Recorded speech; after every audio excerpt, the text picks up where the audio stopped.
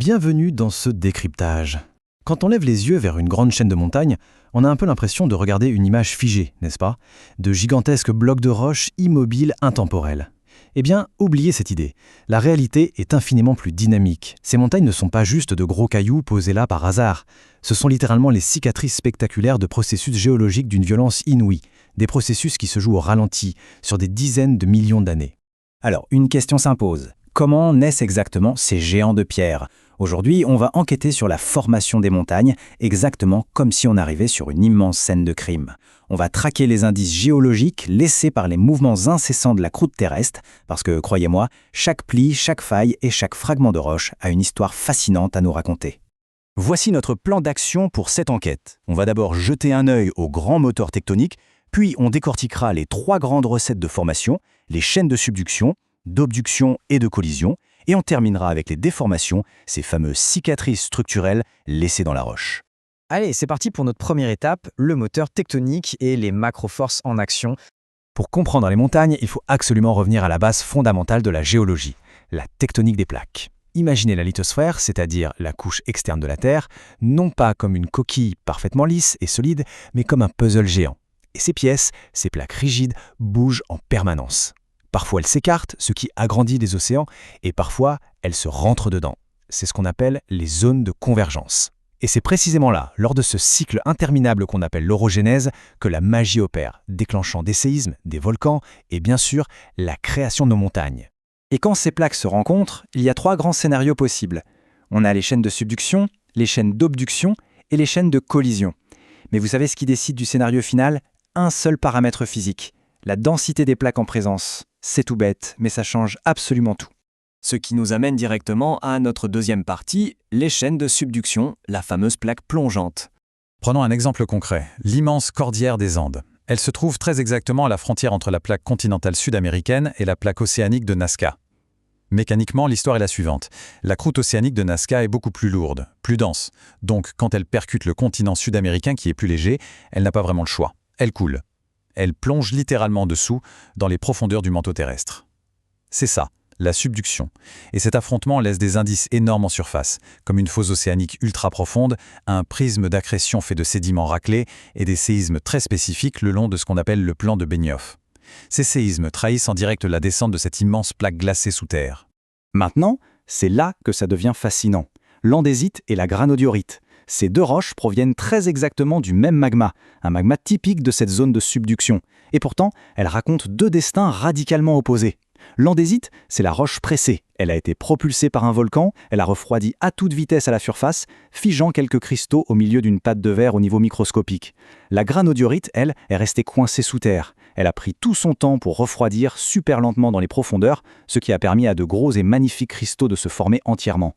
Même origine, mais des histoires de température totalement différentes. Mais attendez, comment ce magma s'est-il formé à la base?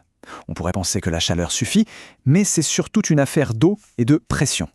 En plongeant, la croûte océanique subit des pressions infernales et finit par expulser l'eau qu'elle contenait. Cette eau, c'est un vrai catalyseur magique. Si la roche du manteau, la péridotite, était totalement sèche, il ferait beaucoup trop froid à cette profondeur pour qu'elle fonde. Mais dès qu'elle est hydratée par cette eau expulsée, boum, son point de fusion s'effondre. Entre 80 et 190 km sous nos pieds, elle commence à fondre, créant les poches de magma qui vont remonter pour bâtir nos volcans. Et tout ça s'inscrit dans un temps qu'il est presque impossible d'imaginer. Il y a 150 millions d'années, ce face-à-face commençait. Pendant des millions et des millions d'années, cette compression phénoménale et ce volcanisme ont agi comme un étau colossal. Sous cette pression constante et implacable, la croûte continentale s'est raccourcie, s'est épaissie et s'est littéralement froissée pour s'élever jusqu'à former les sommets que l'on connaît aujourd'hui. Passons maintenant au deuxième scénario, les chaînes d'obduction, ou le chevauchement océanique. Là, on change complètement de décor, direction Oman sur la plaque arabique. Si on reprenait notre rôle de détective, la trouvaille de cette roche, l'ophiolite, ce serait notre preuve irréfutable, l'arme du crime absolu. L'ophiolite, c'est un assemblage de roches qui tapissent normalement les fonds marins. Et pourtant, on la retrouve coincée en plein désert, au sommet d'un continent. Retrouver un but de plancher océanique échoué là-haut prouve un phénomène extraordinaire. Une plaque océanique a réussi l'exploit de grimper et de chevaucher une plaque continentale. Comment un océan peut-il bien escalader un continent? Eh bien, suivez la chronologie, c'est fascinant. Au départ, on a une subduction très classique au fond de l'océan. Une plaque océanique plonge sous une autre. Sauf que la plaque qui plonge traîne avec elle une énorme masse continentale. Quand ce continent arrive enfin dans la fosse de subduction, il est beaucoup trop léger. Il flotte, il refuse de couler. La subduction se bloque net. Mais comme les forces tectoniques continuent de pousser comme des folles, la plaque océanique d'en face n'a plus qu'une seule issue. Elle passe par-dessus. Elle est charriée, poussée littéralement sur le continent, créant ainsi la chaîne d'Oman. Allez, allons voir notre troisième grand mécanisme, les chaînes de collision avec le fameux choc continental. Et pour ça, on file vers l'Himalaya. C'est sans doute le crash géologique le plus spectaculaire de l'histoire récente. Remontons un peu le temps. Il y a 100 millions d'années, l'Inde et l'Asie étaient séparées par un vaste océan, la Thétis. L'Inde a commencé à migrer plein nord. L'océan a d'abord disparu par une subduction classique, suivie d'une petite phase d'obduction. Et puis, l'océan s'est entièrement refermé. Et là, deux continents massifs se percutent de plein fouet. Comme aucun des deux ne peut couler, la croûte terrestre n'a nulle part où aller, alors elle s'épaissit de façon démesurée, propulsant des sommets comme l'Everest à plus de 8000 mètres d'altitude. Le truc formidable, c'est que ces montagnes ont tout enregistré en surface. Ce sont des véritables archives. On y trouve de l'andésite, ce qui nous prouve qu'il y avait une subduction bien avant le grand choc. On y trouve une gigantesque suture bourrée d'ophiolite et de sédiments marins. La preuve absolue qu'un océan entier a été littéralement broyé entre l'Inde et l'Asie. Franchement, trouver des coquillages fossilisés tout en haut du toit du monde, c'est quand même la plus belle illustration de la violence de ce carambolage. Ce qui nous amène à notre cinquième et dernière partie, les cicatrices structurelles et les preuves microscopiques. On a regardé le grand ballet des plaques tectoniques, mais zoomons maintenant sur la matière. On a toujours l'impression qu'un bout de roche, c'est dur, c'est figé, ça ne bouge pas. Mais détrompez-vous, sous des pressions infernales, des températures extrêmes, et surtout, si on lui laisse des millions d'années pour s'adapter, une roche extrêmement cassante en apparence peut se mettre à ployer et à fluer comme s'il s'agissait d'un morceau de plastique. Bien sûr, très souvent la roche résiste et finit par céder brutalement. C'est ce qu'on appelle la déformation cassante, qui crée les failles. Les roches se fracturent purement et simplement, et les blocs glissent l'un par rapport à l'autre le long du plan de faille. Ces cicatrices se divisent en 3 familles.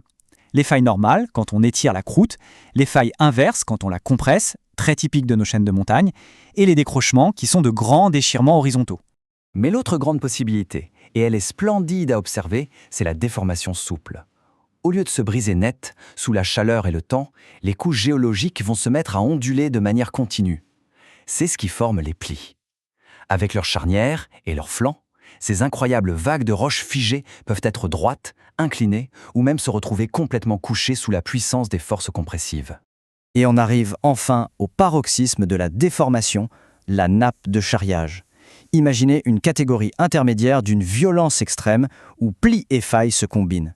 Les forces compressives sont tellement titanesques que des blocs géologiques entiers, épais de plusieurs kilomètres, se détachent, se fracturent et glissent littéralement sur des dizaines, voire des centaines de kilomètres pour venir en écraser d'autres.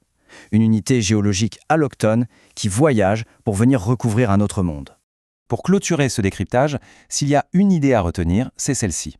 Ces montagnes grandioses que nous admirons aujourd'hui ne sont que de fugaces photographies d'une planète en perpétuelle ébullition. La machine tectonique ne s'est pas arrêtée. Ce qui soulève une question vertigineuse. Quelle cicatrice titanesque notre Terre est-elle en train de forger en secret, sous nos pieds en ce moment même, et qui ne deviendront des montagnes que dans des millions d'années? La prochaine fois que vous observerez une simple falaise, pensez aux histoires invisibles qu'elle murmure. Merci de m'avoir suivi pour cette exploration géologique passionnante et continuez d'être curieux.